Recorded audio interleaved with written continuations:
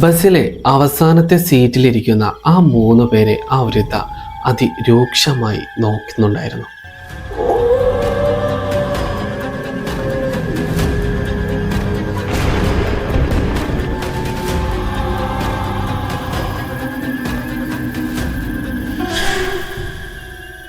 ടൗണിൽ നിന്നും മാറി കാടിന് നടുവിലൂടെയായിരുന്നു അവർക്ക് പോവേണ്ടിയിരുന്നത്. അതുകൊണ്ട് തന്നെ ടൗൺ കഴിഞ്ഞപ്പോഴേക്കും ബസ് നമ്പർ 375 എല്ലാവരും ഇറങ്ങിയിരുന്നു. 3ാമത്തെ സ്റ്റോപ്പിൽ ബസ് നിന്നപ്പോഴായിരുന്നു ആ ബസ്സിലേക്ക് ഒരു വൃദ്ധയും ഒരു യുവാവും ഒരു ദമ്പതികളും കയറിയിരുന്നത്.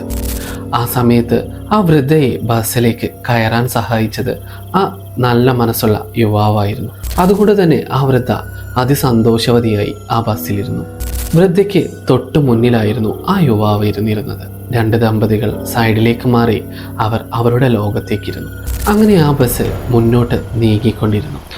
എന്തൊക്കെയോ ഒരു മിസ്റ്റീരിയസ് ആയിട്ടുള്ള ഒരു അന്തരീക്ഷമായി അവിടെ എല്ലാവർക്കും തോന്നി. ബസ് നീങ്ങിക്കൊണ്ടിരിക്കുന്നതിനിടയിൽ സ്റ്റോപ്പ് എത്തിയപ്പോൾ ആ ദമ്പതികൾ അവിടെ ഇറങ്ങിക്കഴിഞ്ഞിരുന്നു.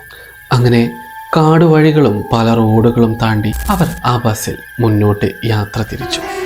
അങ്ങനെയാണ് അവർ 4ാമത്തെ സ്റ്റോപ്പിലെത്തിയത്. ആ 4ാമത്തെ സ്റ്റോപ്പിലെത്തിയപ്പോൾ ബസ്സിന് നേരെ 2 പേർ കൈ കാണിക്കുന്നത് ആ ഡ്രൈവർ കണ്ടു. എന്നാൽ ആ ഡ്രൈവർ അവിടെ ബസ് നിർത്തിയില്ല. ആ സമയത്താണ് വനിതാ കണ്ടക്ടർ ബസ് ഡ്രൈവറോട് ചോദിച്ചത്, നിങ്ങൾ എന്തുകൊണ്ട് ഇവിടെ വണ്ടി നിർത്തിയില്ല? ഈ റൂട്ടിലെ അവസാനത്തെ ബസ്സാണ്. നമ്മൾ അവരെ കയറ്റിയില്ലെങ്കിൽ അവർക്ക് ഇനി അങ്ങോട്ട് ബസ് ഉണ്ടാവില്ല, അവരവിടെ കുടുങ്ങിപ്പോവും. ആ സമയത്ത് ഡ്രൈവർ വനിതാ കണ്ടക്ടറോട് പറഞ്ഞ കാര്യമുണ്ട്, ഈ സ്ഥലം അത്ര നന്നല്ല, പല കൊള്ളക്കാരും പല ദുഷ്ട ആത്മാക്കളും ചുറ്റിത്തിരിയുന്ന ഒരു സ്ഥലമാണ്. അതുകൊണ്ട് തന്നെ ഇവിടെ നിർത്തുന്നത് നമുക്കും മറ്റു യാത്രക്കാർക്കും വളരെയധികം ബുദ്ധിമുട്ടുണ്ടാക്കുമെന്ന് ആ ഡ്രൈവർ ആ വനിതാ കണ്ടക്ടറോട് പറഞ്ഞു. എന്നാൽ ആ വനിതാ കണ്ടക്ടർ ഒട്ടും തന്നെ ഈ കാര്യത്തിൽ നിന്നും പിന്മാറിയില്ല. അവരെ എന്തായാലും കൂട്ടിപ്പോകണം, അതെനിക്ക് നിർബന്ധമാണ്. അതുകൊണ്ട് തന്നെ എത്രയും പെട്ടെന്ന് വണ്ടി പുറകോട്ടെടുത്ത് അവരെ കൂടി ഈ ബസ്സിൽ ഉടനെ കയറ്റണമെന്ന് ആ ഡ്രൈവറോട് ആവർത്തിച്ചു പറഞ്ഞു. ഡ്രൈവർക്ക് മറ്റു മാർഗങ്ങളൊന്നും ഉണ്ടായിരുന്നില്ല മുന്നിൽ. അതുകൊണ്ട് തന്നെ അദ്ദേഹം ബസ് പിന്നിലോട്ട് ചലിപ്പിച്ച് അവരെ വണ്ടിയിൽ കയറ്റാൻ ആരംഭിച്ചു. അവർക്ക് അരികിൽ വണ്ടി നിർത്തിയപ്പോഴാണ് കണ്ടക്ടർ ആ ഒരു കാഴ്ച കണ്ടത്. അവർ 2 പേരായിരുന്നില്ല. അവർ 2 പേർക്കു നടുവിൽ മുടിയെല്ലാം മുന്നോട്ട് തൂക്കിയിട്ട രൂപത്തിൽ ഒരു മനുഷ്യൻ ബോധരഹിതനായി അവരുടെ 2 പേരുടെയും തോളിൽ കിടക്കുന്ന ഒരു കാഴ്ചയും ആ കണ്ടക്ടർ കണ്ടു. ആ 3 പേരും കൂടെ ബസ് നമ്പർ 375 കയറി ആ ബസിന്റെ അവസാനത്തെ സീറ്റിൽ സ്ഥാനമുറപ്പിച്ചു.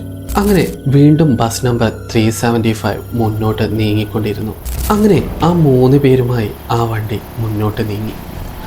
അങ്ങനെ പോകുന്നതിനിടയിലാണ് ആ വൃദ്ധയായ സ്ത്രീ ഇടയ്ക്കിടയ്ക്ക് പുറകോട്ട് തിരിഞ്ഞു നോക്കുന്നത്.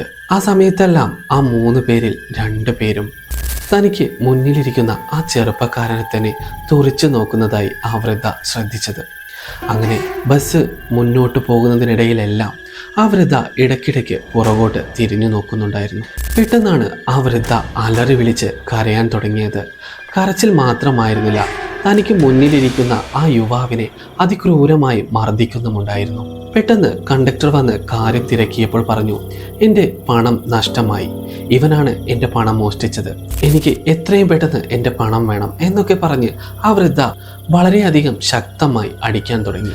പെട്ടെന്നാണ് ആ വൃദ്ധ പറഞ്ഞത്, എനിക്ക് ഉടനെ തന്നെ പോലീസ് സ്റ്റേഷനിൽ പോകണം, അവിടെ നിന്നും 20 കിലോമീറ്ററോളം ദൂരമുണ്ട് പോലീസ് സ്റ്റേഷനിലേക്ക്, അതുകൊണ്ട് തന്നെ പെട്ടെന്ന് അങ്ങോട്ട് എത്താൻ സാധ്യമല്ല എന്ന് പറഞ്ഞ് ശാന്തമായിരിക്കാൻ ആ കണ്ടക്ടർ പറഞ്ഞു. എന്നാൽ ആ വൃദ്ധയ്ക്ക് അതിനൊന്നും ക്ഷമയുണ്ടായിരുന്നില്ല.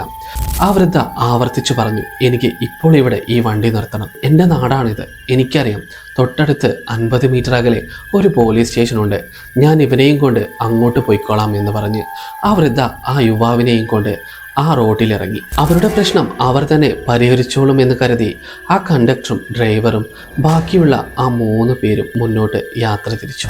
ബസ് അവരെ താണ്ടി പോകുമ്പോഴും ആ ബസ്സിന്റെ ബാക്കിലിരിക്കുന്ന ആ 3 പേർ ആ വൃദ്ധയെ തന്നെ തുറിച്ചു നോക്കുന്നുണ്ടായിരുന്നു. ആ സമയമെല്ലാം ആ വൃദ്ധ ആ യുവാവിനെ പൊതിരെ തല്ലുക തന്നെയായിരുന്നു. എന്നാൽ ബസ് നീങ്ങിയതിനു ശേഷം ആ യുവാവ്, നിങ്ങൾ എന്ത് ഭ്രാന്താണ് ചെയ്യുന്നത്? എനിക്ക് എൻ്റെ വീട്ടിലേക്ക് പോകേണ്ട അവസാന ബസ്സാണ് ആ പോകുന്നത്. നിങ്ങളുടെ ഈ ഭ്രാന്തിനെ എന്തിനെന്നെ സാക്ഷിയാക്കി എന്ന് പറഞ്ഞു. ആ സമയത്ത് വൃദ്ധ പെട്ടെന്ന് ആ യുവാവിനോട് ക്ഷമിക്കണമെന്ന് പറഞ്ഞു. എന്നിട്ട് താൻ കണ്ട വിചിത്രമായ കാഴ്ചയും പറഞ്ഞു. നിങ്ങൾ ശ്രദ്ധിച്ചില്ലേ ആ 3 പേരെ? ആ 3 പേരും സാധാരണ മനുഷ്യരെ പോലെ എനിക്ക് തോന്നിയില്ല. കാരണം അവർ ധരിച്ചിരുന്നത് പ്രാചീന കാലത്തെ രാജാക്കന്മാർ ധരിച്ചിരുന്ന തരത്തിലുള്ള വസ്ത്രങ്ങളാണ്.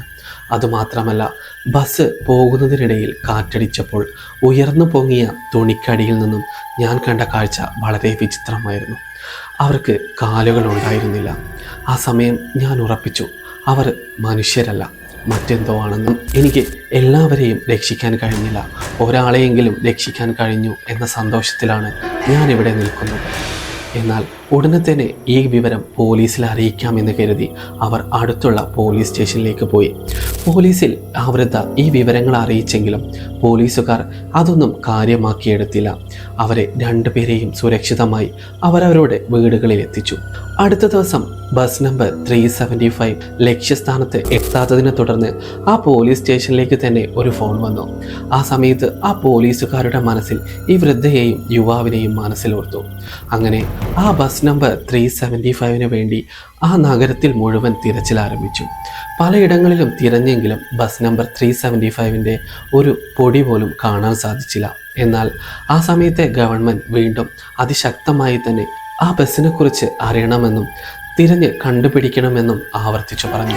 അങ്ങനെയാണ് ഫ്രാഗ്രൻ ഹില്ലിൽ നിന്നും 4 കിലോമീറ്റർ മാറി ഒരു തടാകത്തിൽ നിന്നും ആ ബസ് നമ്പർ 375 ലഭിച്ചത്. ആ സമയത്ത് വിചിത്രമായ കാര്യം എന്തായിരുന്നു എന്നാൽ, അതിൽ നിന്ന് ലഭിച്ച 5 മൃതശരീരങ്ങളിൽ 2 പേർ ആ ഡ്രൈവറും കണ്ടക്ടറുമായിരുന്നു. അവരുടെ മൃതദേഹത്തിന് 2 ദിവസം മാത്രമേ പഴക്കമുണ്ടായിരുന്നുള്ളൂ. എന്നാൽ ബാക്കി ലഭിച്ച ആ 3 പേരുടെ ശവശരീരത്തിന് വർഷങ്ങളോളം പഴക്കമുണ്ടായിരുന്നു. ചൈനയിലെ പോലീസുകാരെയും ഗവൺമെൻറ്റിനെയും ഞെട്ടിച്ച ഒരു സംഭവമായിരുന്നു ആ ഒരു കാഴ്ച. ഇത് എങ്ങനെ ഇങ്ങനെ വന്നു എന്ന ഒരു ചോദ്യം ചൈനയിൽ ആവർത്തിച്ചു കൊണ്ടിരുന്നു. ഇന്നും ഉത്തരം കിട്ടാത്ത ബസ് നമ്പർ 375 കഥ ഒരു മിസ്റ്റീരിയസ് ആയി തുടരുന്നു. മരിച്ചിട്ടും കാത്തിരിക്കുന്നവരുടെ കുറിച്ചുള്ള കൂടുതൽ കഥകൾ കേൾക്കാൻ നിങ്ങൾക്ക് ഈ ചാനൽ സബ്സ്ക്രൈബ് ചെയ്ത് കൂടെ കൂടാവുന്നതാണ്.